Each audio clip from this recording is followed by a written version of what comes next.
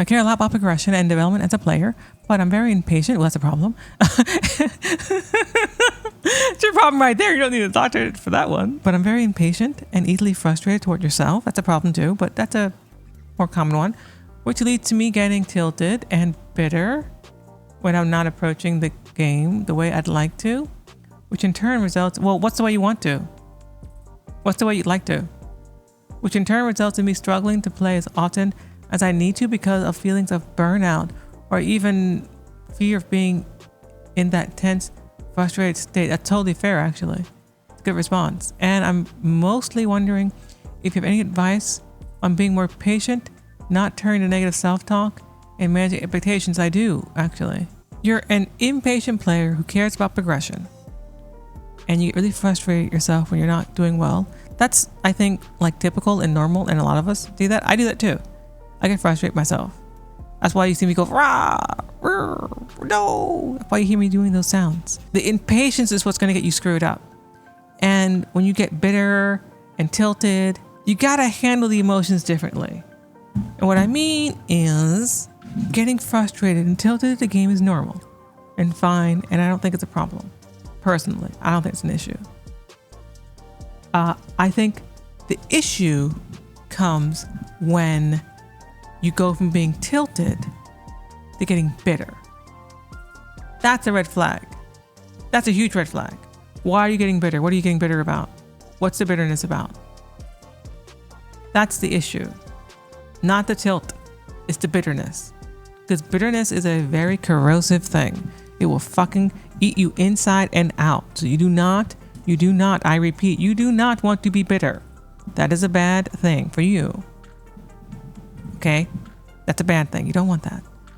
The next thing to be aware of is you're struggling to play as often because of those feelings of burnout. So yeah, when you get bitter and tilted a lot, you're not going to want to play the thing that's making you feel that way. And you're probably smarter to not do that. That's probably a good idea that you're intuitively finding on your own. I think what you need to do there is, if your goal is to get better at this game or to improve, you kind of have to stop caring about improving. Or you need to figure out what are your metrics that you're going to use for yourself that are going to help you continue your progression. Recognize that you are progressing without feeling like a failure, which leads to you tilting and getting burnt out. But burnt out will happen at some point in time or another. I think a lot of players of fighting games or video game players more broadly, it's a problem a lot of us have. We'll just burn ourselves out on things. We'll love it. You see me, I've been playing Tekken almost every single day since it came out. Weekends included. Almost. And I'm Bushin now. I keep falling in and out of it, but I keep getting back into it. Okay, so I'm like at the bottom of Bushin at the moment. And I attribute that to just this constant, just keep going. Just keep going. And some days, some weeks are gonna be shit. It's just like going to the gym. When it's a shitty day, shitty week, you don't get mad at your muscles because they're not growing as much as they should be. You just say, all right, well, let me just keep doing this. Keep showing up.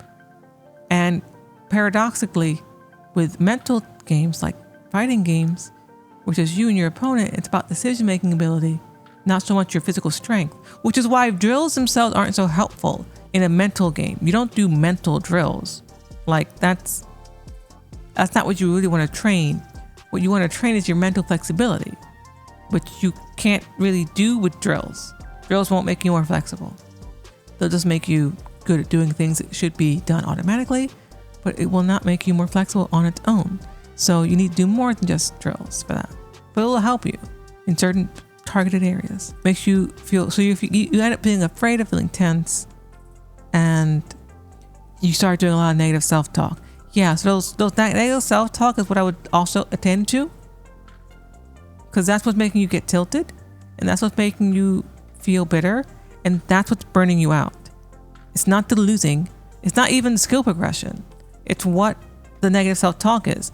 And you also need to ask yourself, what is you being skilled? Like, what are you telling yourself that means about you? What are you saying to yourself that whenever you're not reaching your skill goal for that arbitrary goal, whatever you set for yourself, whenever you're missing it, why is that important to you? Why do you need to hit that goal? What are you telling yourself it means about you that you're not hitting it? That's what you have to attack. That's what's getting in the way of you practicing and training and getting stronger, because you care about it. You're telling me how it gets in the way. The way I'd like to approach the game is, for example, being patient and thoughtful, having a problem-solving kind of approach where I go out to lab problems, not thinking hierarchically or being ego-driven, but when I find... So I'll stop you there. Not being ego-driven. So you want that, but the reality is that you are, because you're getting bitter, you're getting tense, you're getting tilted, and you're getting to negative self-talk. That means your ego's in the way. If you start getting negative self-talk, that means your ego's there, showing up. And the goal isn't to ignore your ego. Egos are fine. You need an ego. You need it. It's not a bad thing. What you need to do is make it work for you, not get in your way. So learn to, like I say in that other video about anxiety, become friends with your anxiety, become close to your anxiety, become close with your ego. Ego's not bad. It's not a bad thing. You need it. If you didn't have an ego, if you didn't think you could beat somebody, why would you even bother?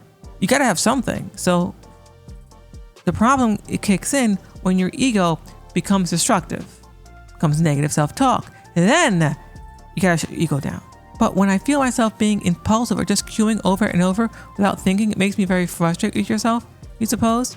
I mean, at that point, if you're just queuing over and over again and you're getting frustrated with yourself, again, ask yourself, what are you getting frustrated about? Why am I getting frustrated? And the answer to that question isn't the game. The question is being answered by you. What are you saying about what it means for you that you're losing? It has nothing to do with the game. So take what the game is doing, what the game is presenting to you. Don't say, I'm getting mad because I'm losing. No, you're not getting mad because you're losing. You're getting mad because of what you think losing means about you. That's why you're getting mad. And the sooner you're able to diffuse whatever it is you're telling yourself about what losing means to you, the less stressed you'll be and the stronger you'll be. That's what makes you more clutch. Like, I know that's not how I want to approach the game, but I see myself doing it and it's exacerbating. Yeah, you're also like you're dogpiling on yourself there. You're like, I'm not doing the right thing, and you know you're not doing the right thing, and then you get even more mad at yourself for doing the wrong thing, but you keep doing it, and it becomes a negative spiral of doom. Their bitterness is self-directed. Yeah, I figured. I certainly don't want to be bitter, main thing. I'm trying to figure out how to stop. Yeah, you got to stop being bitter yourself. Investigate the bitterness. Investigate what you're feeling bitter about. And again, typically you'll find that there's a reason you're feeling that way. There's a reason, there's a meaning, a value you've attached to your worth as a person potentially towards being good at this thing. Disentangle that. That, I think, is what a lot of folks think of. If the way people talk about ego and how it's bad to have it, you gotta humble yourself. I don't agree with that necessarily by itself. What really is trying to be said, or at least I think is more valuable to be said, is you want to disentangle your self-worth with your ability in the game or with your success in the game.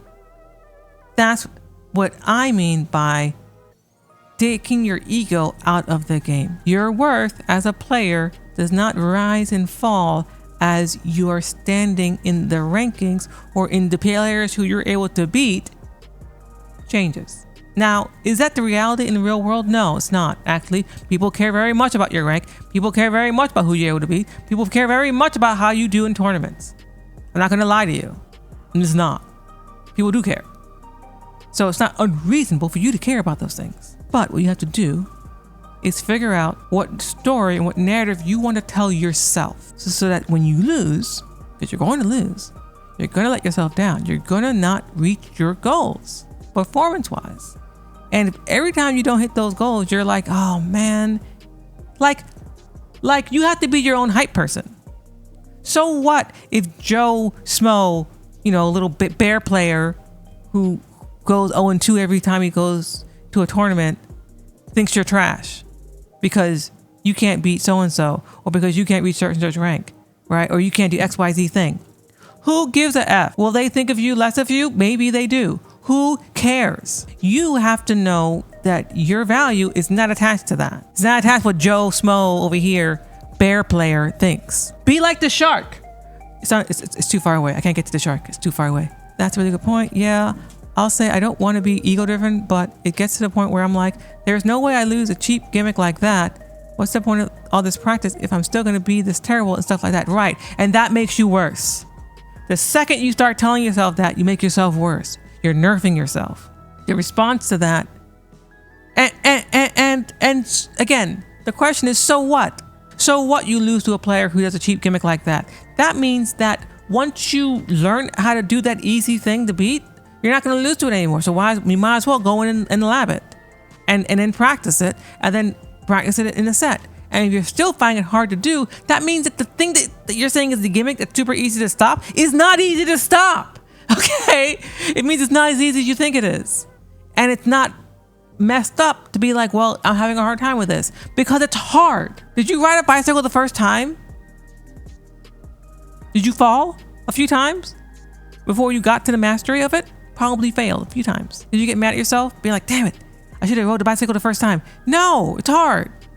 So yes, makes sense to be like, there's no way I'm losing to a cheap gimmick like this, but you are. And then the problem is the next thought of what's the point of all this practice if I'm gonna be terrible? See, so what's the point of all this practice is one of the thoughts, and then I'm still gonna be terrible is the other thought. So it's like, if I practice, I'm still gonna lose to shitty ass bullshit players, and so don't play, don't practice, don't get better, because you're not gonna get better. And the second part is, no matter how much you practice, you're still gonna be shit. You could practice your ass off and you're gonna be shit forever. Those are the thoughts you gotta combat, because they're not true. They're just not. And what helps combat that, for me, is to still acknowledge, yeah, I'm losing to some bullshit ass gimmicky shit, but it might not be as easy to stop as stronger players make it appear. And it just means you're not that strong yet. The good news is, if it's super easy to stop for better players, then once you get to that point, it will be super easy for you to stop too. And you'll be free. They'll be free to you forever, ever, ever, and ever. I get this. I'm like Garyu, and I play quick matches a lot of the time because I'm hard stuck when I rank up. So quick play matches are not really good practice for ranked. Players in quick play aren't caring about their rank. They aren't caring about the fight. They're not playing you real. You get such a wide range of skill sets. It's not good practice. It's good for like just, I don't know, pressing buttons. But if you're really, or like if you're feeling like you're anxious and you don't want to lose your rank, okay, fine, then play quick play. But if you're trying to get better, you gotta get in ranked. You gotta get in ranked and start losing your rank as you try to play. There's no way around it. Because the players in quick play just don't care. They just don't. You're not getting good practice there. It's a waste of your time. Yeah, if something is a gimmick, try to find out why it's gimmicky and solution to pop it out. Sometimes you even know what the solution is already. The thing is that the thing you have to do it is like not easy to do. Like that's the thing. It's the gimmick defense in context of all the other things you have to do make it hard because you're not good enough yet.